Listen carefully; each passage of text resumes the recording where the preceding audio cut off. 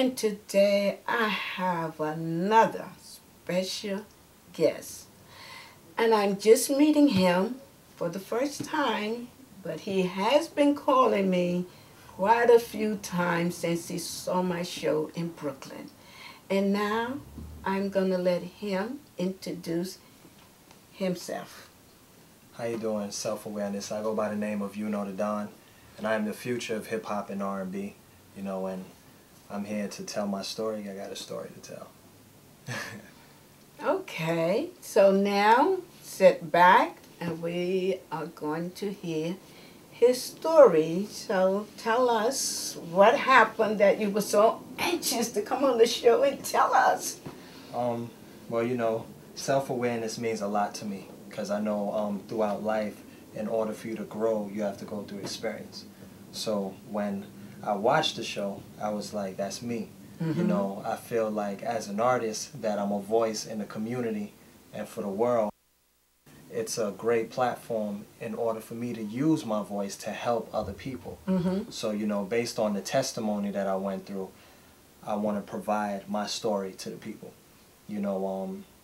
Back in 2007, I had a premature son that passed away.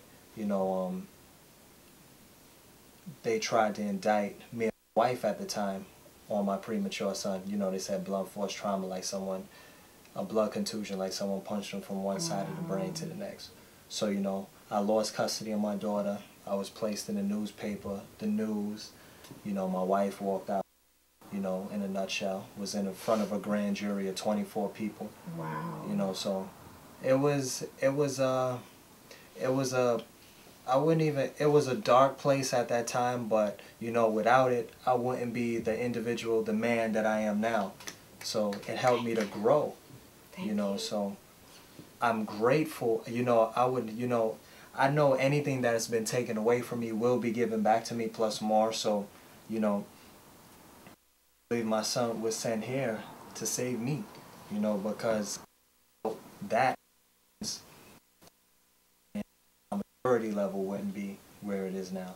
Because a lot of the times in my music I would degrade women, I would curse in my music, or there was really no meaning. I was a follower, I wasn't a trendsetter, so I had to change my whole way of thinking, so I had to renew my mind. Yes. How old was your son? He was 2 months. Wow. Yeah, he was 2 months. So, very hurtful experience, but I've been able to pray and get strong and build. Mm-hmm. So exactly, okay, you went to the grand jury and they found you. yeah, innocent. It was my lawyer. Me and my wife at the time, we shared the same lawyer. So she was in the courtroom. I wasn't there. She was by herself. I remember her coming out crying. Like she was ecstatic, like it was nerve-wracking. Mm-hmm. And when I walked in there, the head prosecutor, prior to me going in there, I remember him telling me, like, look, their main goal was to really get me and her. It was me. So I remember when I walked in, my whole time I was just praying. Mm-hmm. And I was just saying things like, no weapon formed against me shall prosper. Wow. Even though I may walk through the valley shadow of death, I fear no evil. And just staying positive and keeping it in my mind no matter, because I'm talking about, like, just like how me and you sitting here is the same exact thing, and like just 24 people, like people in front and some in the back that they never seen me, I never seen them, but I had to prove my innocence to them. So the stars aligned, and like I said, I don't believe in luck.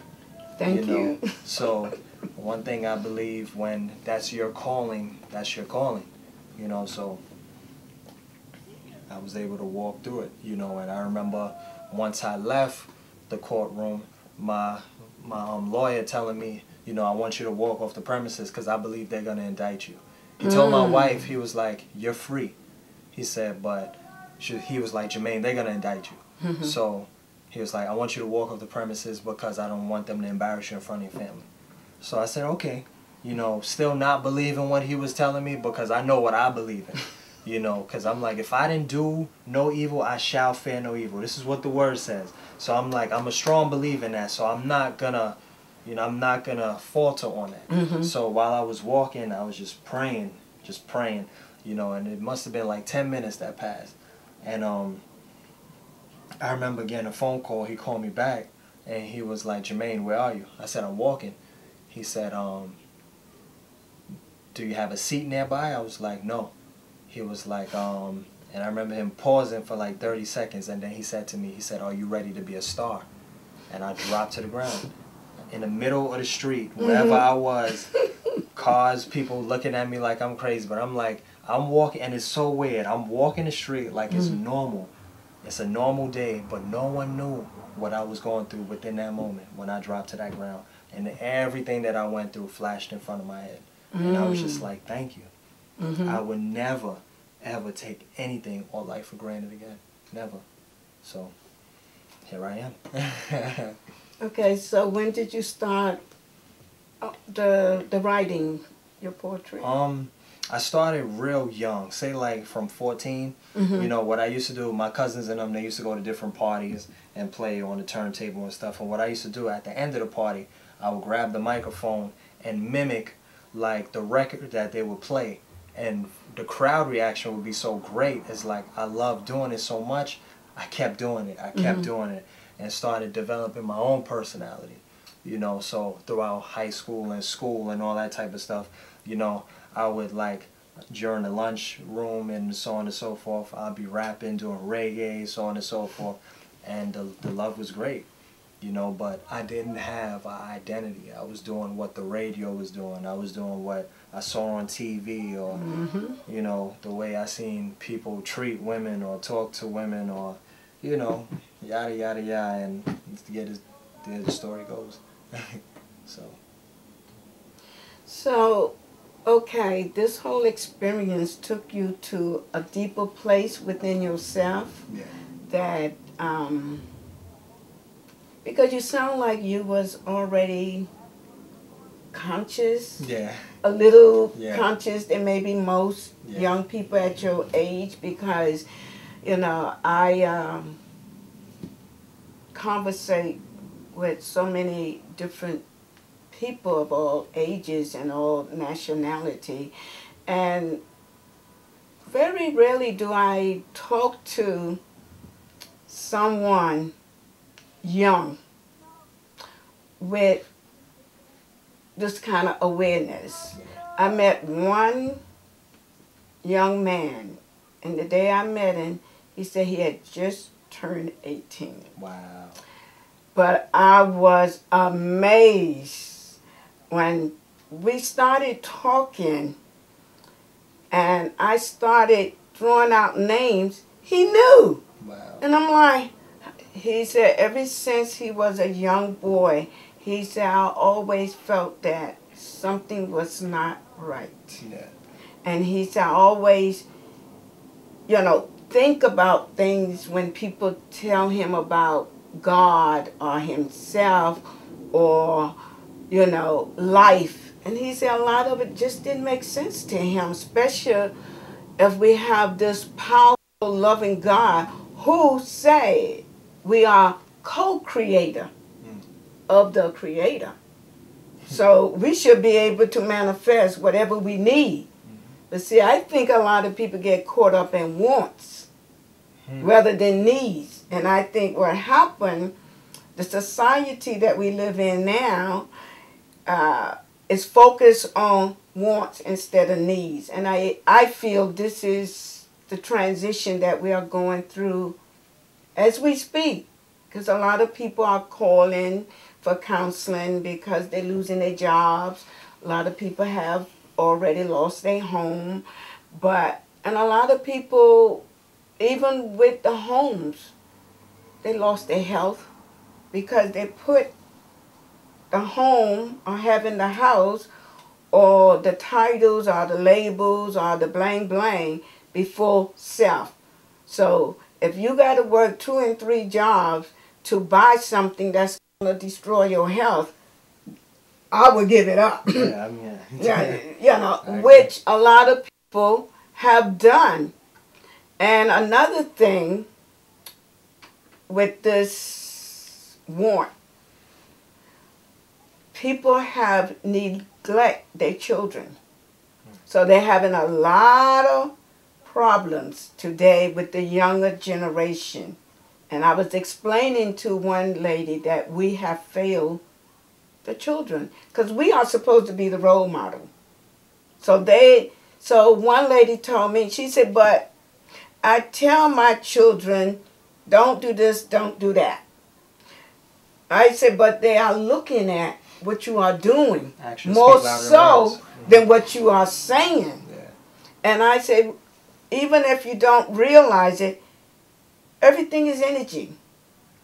Children, even if they're not conscious what it is or what I'm picking up, they can feel it.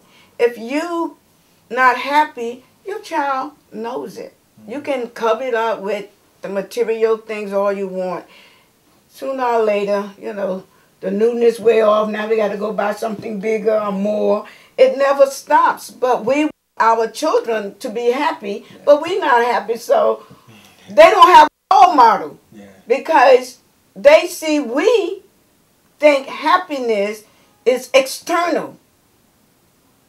And like I was explaining to her, our children are crying out to know thyself. Who am I? But we can't teach them who they are until we know who we are. That's why I like my show, Self-Awareness, Who's Truth? Yeah. Because it's all about the self. You here to tell your story to help empower somebody out there, not to play a victim. Yeah. And that's what makes this show special because, I don't want nobody to try to live through me. Because I don't live through anything and anybody anymore. I gotten over that 20 years ago. Been there, done it. And it means nothing. I mean, I was still empty inside. We pretend, we go along, like you say, follow the crowd. Monkey see, monkey do. Stuff like that. But the whole thing is to empower the people, and I like what you say, how you went through it, but you didn't play the victim. Yeah. And you have grown. And now you're here to empower my audience that I love so much. I had a conversation with my friend the other day, and I said, you know what's funny? I don't know one doctor, one lawyer, I don't know basketball players, no entertainers, personally. None of these people I have grown, I can say like, I can make a phone call and call these people in my family. So when I look at that, I'm like, I know I heard somebody make a statement saying that, the richest place in the world is a graveyard.